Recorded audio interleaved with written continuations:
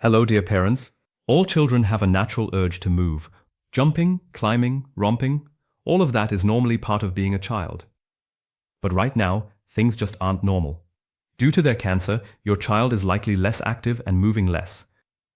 But because movement is vital for physical development and health, many clinics now offer what's called sports therapy. In this video, you'll learn what sports therapy is, what you can do yourself to keep your child active, and what you need to keep in mind. Because maybe you feel the same way as other parents do, and you're wondering how much exercise is actually good for my child. And when is it maybe too much? It's important to know that sports therapy isn't about performance. It's specifically about promoting motor development, building up muscles, reducing the side effects of cancer treatment, and of course having fun while being active. It can start once everything has been cleared with the doctors and the psychosocial team. Usually the sports therapist will approach you, introduce themselves, and explain everything else to you. Whether and how you want to use this service is entirely up to you. How the training is then structured can look very, very different. Because it all depends on how your child is feeling, what they feel like doing, and what's even possible. The sports therapists usually bring various equipment and games so that almost every child finds something they enjoy. And then the hallway on the ward might turn into a soccer or hockey field or become an obstacle course.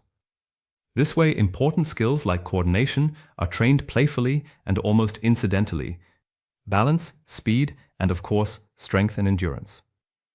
But sports and exercise don't just keep you fit, they also help you cope better with the side effects of therapy or even avoid them.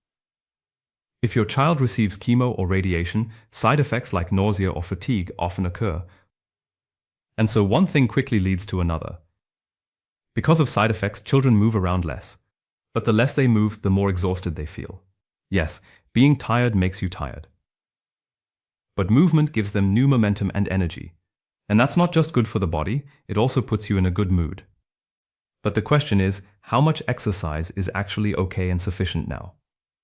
Basically, the recommendation is that all children should exercise for at least 60 minutes every day with moderate to high effort. That sounds like a lot at first, but it doesn't have to be all at once. It can be spread throughout the day. The sports and physical therapists can advise you on how to incorporate as much movement as possible into your daily routine, in the clinic, but also at home, together as a family. This doesn't necessarily mean athletic training.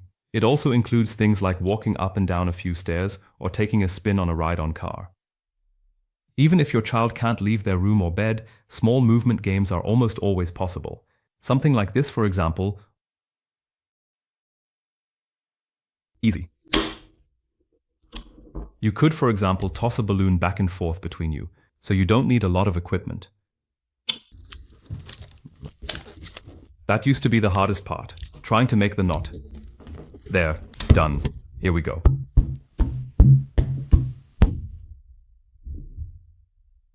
So, let's see how long the two of you can keep it up. You can count along, yeah, until the balloon touches the floor or the bed. Of course, there are also situations where you have to be careful and movement should only take place under professional supervision or where not all exercises are possible. This applies especially to bone cancer, fresh surgical scars, balance disorders, or if the blood counts aren't good.